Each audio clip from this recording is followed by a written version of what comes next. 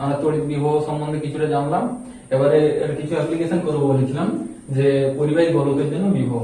তো নিয়েছি যে আহিত ফাঁপা পরিবাহী গোলকের জন্য আমরা বিভব বার করবো। খুবই সহজ, একবার যদি মন দিয়ে দেখো ভিডিওটা তাহলেই হয়ে যাবে। তো আমরা একটা আহিত ফাঁপা পরিবাহী গোলক নিয়েছি, বা আহিত ফাঁপা গোলক নিতে পারি বা পরিবাহী গোলক নিতে পারি। যেহেতু পরিবাহী গোলকের আমরা আগেও বলেছি যে আধান সবসময় তার বাইরের পৃষ্ঠে অবস্থান করে, ঠিক আছে। তো তাহলে এই পরিবাহী গোলকের জন্য কোন বিন্দুতে বিভব বার করবো। তাহলে পরিবাহী পৃষ্ঠের বাইরে হতে পারে, পৃষ্ঠে হতে পারে, আর ভিতরে হতে পারে। আমরা যেমন তড়িৎ ক্ষেত্র চ্যাপ্টারে করেছিলাম। তাহলে আমাদের যদি পরিবাহী পৃষ্ঠের বাইরে হয়, অর্থাৎ বিন্দুটা পরিবাহী পৃষ্ঠের বাইরে, এটা স্মল আর পরিবাহীটাকে গোলকটাকে আর, ঠিক আছে। তাহলে আমরা লিখছি প্রথমেই যে পি বিন্দুটি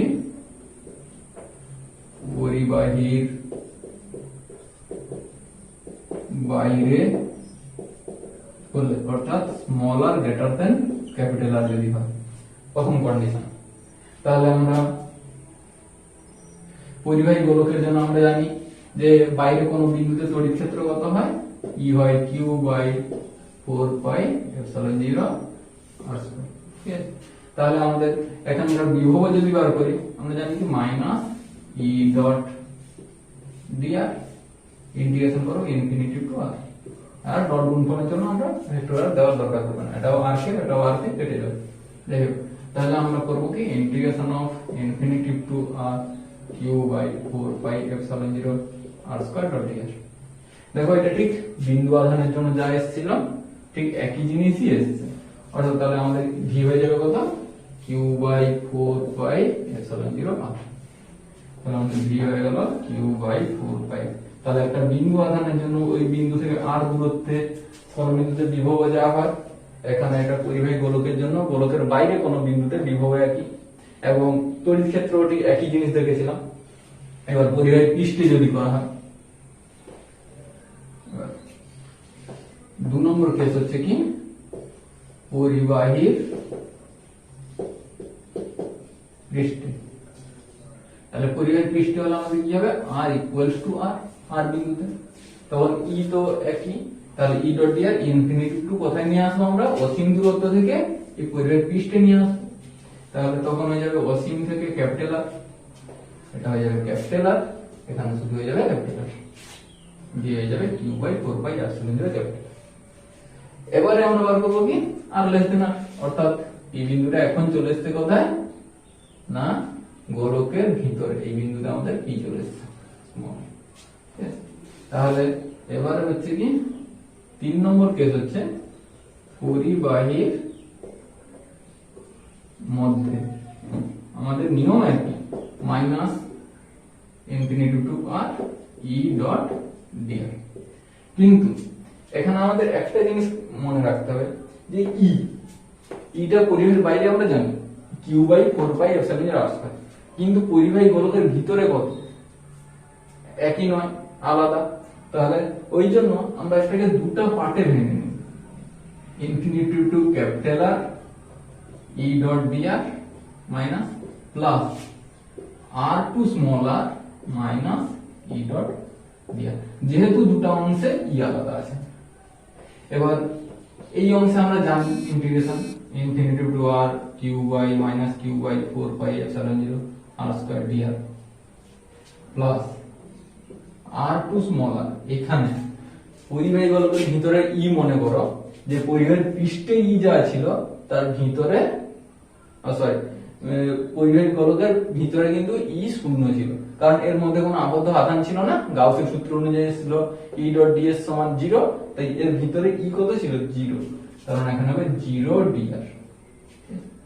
তাহলে এটা তো আমরা জানি q by 4 pi epsilon 0 capital r, পরিবাহীর পৃষ্ঠে যেটা করলাম এটা হলো পরিবাহীর পৃষ্ঠের বিভব প্লাস 0। তাহলে পরিবাহী গোলকের ভিতরেও বিভব কত হলো আমাদের, পরিবাহী গোলকের ভিতরেও বিভব হয়ে গেল q by 4 pi epsilon 0 capital r, অর্থাৎ পৃষ্ঠে বিভব যা পরিবাহী গোলকের বিভব তা। তার মানে একটা বিন্দু আধানকে অসীম থেকে পৃষ্ঠে নিয়ে আসতে আমাকে কষ্ট করতে হবে, কিন্তু পৃষ্ঠ থেকে ভিতরে নিয়ে চলে এলেই আর কোনো কষ্ট নেই। এখানে যে কোনো বিন্দুতে নিয়ে যাই না কেন আর আমাকে কোনো কার্য করতে হচ্ছে না, কারণ কোনো বাহ্যিক বল মানে তড়িৎ ক্ষেত্রের জন্য কোনো বল নেই, তাই বাহ্যিক বল দেওয়ার কোনো মানেই হয় না, তাই না? তো ঠিক একই রকম তাহলে এই জন্য গোলকের মধ্যে আমরা একটা বিন্দু থেকে আরেকটা বিন্দু এ আর বি বিন্দুতে যদি একটা আধানকে নিয়ে যেতে হয় তাহলে কার্য কত হবে? শূন্য, কারণ এখানে তড়িৎ ক্ষেত্র নেই, তাই এ বিন্দুর বিভব যা হবে সমানই হবে বি বিন্দুর বিভব, কারণ পরিবাহী গোলকের মধ্যে প্রতিটা বিন্দুতে তড়িৎ ক্ষেত্র শূন্য, তাই বিভব প্রতিটা বিন্দুতে সমান। ঠিক আছে, এবার আমরা যদি এর গ্রাফ আঁকি একটা, তাহলে গ্রাফে আমরা কি দেখব? আমরা দেখলাম যে r greater than r A v equal to q by 4 pi epsilon 0 small r, r সমান r এ v সমান q by 4 pi epsilon 0 capital R, r less than r A v সমান q by 4 pi epsilon 0 capital R। ঠিক আছে, আমরা তাহলে এবার একটা graph এঁকে ফেলি। এইটা হচ্ছে তার ক্যাপিটাল আর, এই দিকটা আছে মাইনাস ক্যাপিটাল আর। ঠিক আছে, তাহলে দেখো, তাহলে আমরা ভিতরে পরিবাহী গোলকের ভিতরে কত কনস্ট্যান্ট, কত q by 4 pi epsilon 0 capital. এবার পৃষ্ঠ পর্যন্ত একই আছে, পৃষ্ঠে যা ভিতরেও তাই। এবার পৃষ্ঠের পর থেকে যে 1 বাই r এর আকারে কমতে আছে, এইভাবে কমতে আছে, এদিকেও ঠিক এরকম পাবো, এইভাবে এরকম কমতে থাকে। আমরা তড়িৎ ক্ষেত্রে কি পেয়েছিলাম? এখানে তড়িৎ ক্ষেত্র 0 ছিল, এখানে হঠাৎ করে উঠেছিল দিয়ে কমতে ছিল, এখানে হঠাৎ করে উঠেছিল দিয়ে কমতে ছিল, কিন্তু এখানে ভিতরে কনস্ট্যান্ট হয়ে এসে তারপরে কমতে শুরু করবে, এখানে কনস্ট্যান্ট হয়ে আসবে তারপরে কমতে শুরু করবে। ঠিক আছে, এই গেল পরিবাহী গোলকের জন্য কোন বিন্দুতে বিভব। এবার বার করবো আমরা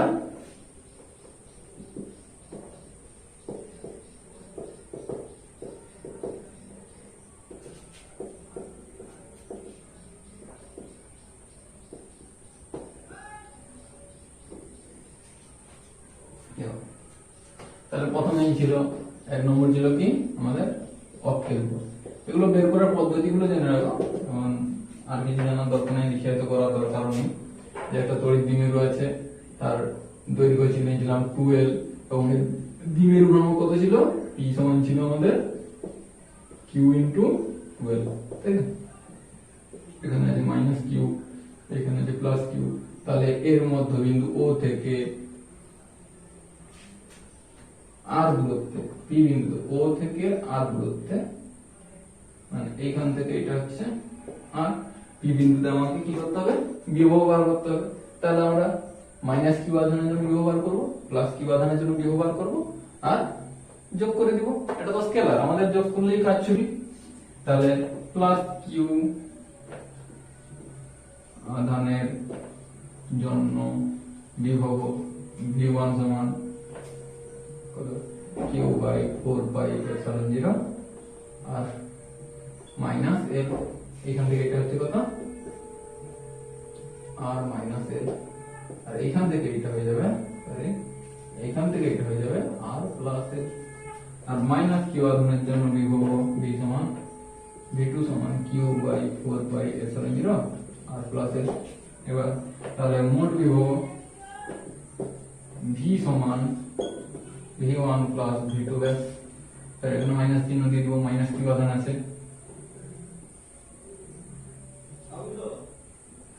q by 4 by epsilon 0 common নিয়ে নিলাম, 1 by r minus l minus 1 by r plus l ব্যাস, কমন হয়ে যাবে কত? q বাই 4 বাই এপসাইলন 0, নিচে হয়ে যাবে r square minus l square, r plus l minus r minus l অর্থাৎ করে যাবে 12, তাহলে q ইনটু 12 সমান আমরা p, তাহলে p by 4 pi epsilon 0 r square minus l square, এটা হলো v।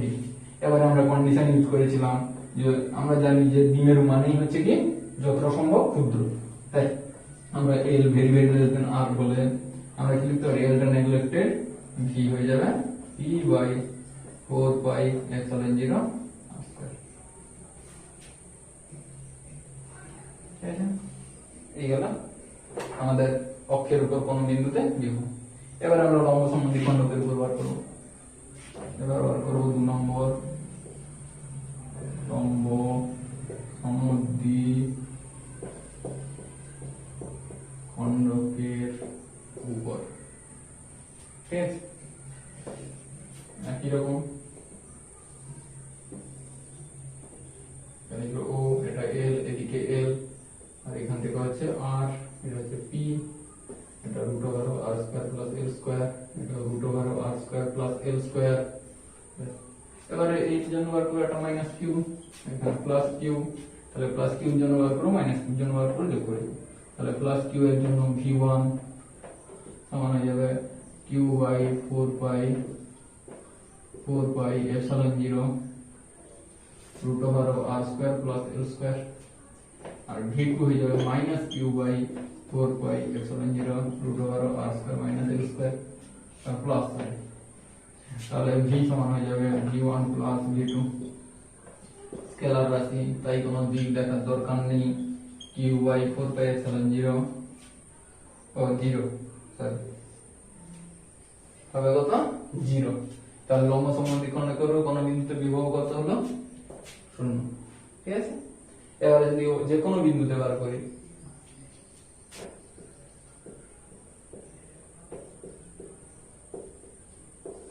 যে কোনো বিন্দুতে,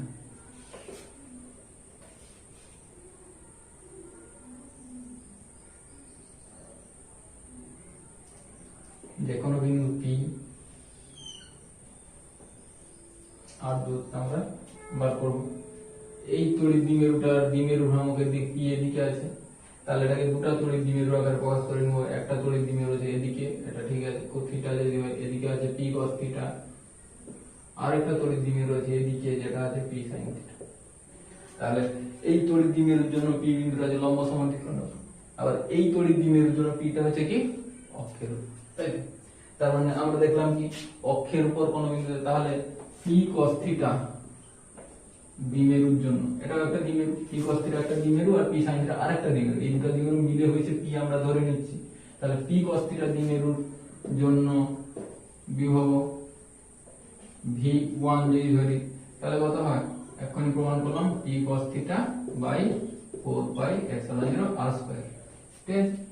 আর পি sin থিটা দ্বিমেরুর জন্য 0, কারণ লম্ব সমদ্বিখণ্ডক করব, এখনই দেখলাম কোন বিন্দুতে 0, আর পি sin থিটা এর জন্য v2 সমান 0, তাহলে v1 হয়ে যাবে কত p cos theta by 4 pi epsilon 0 r square.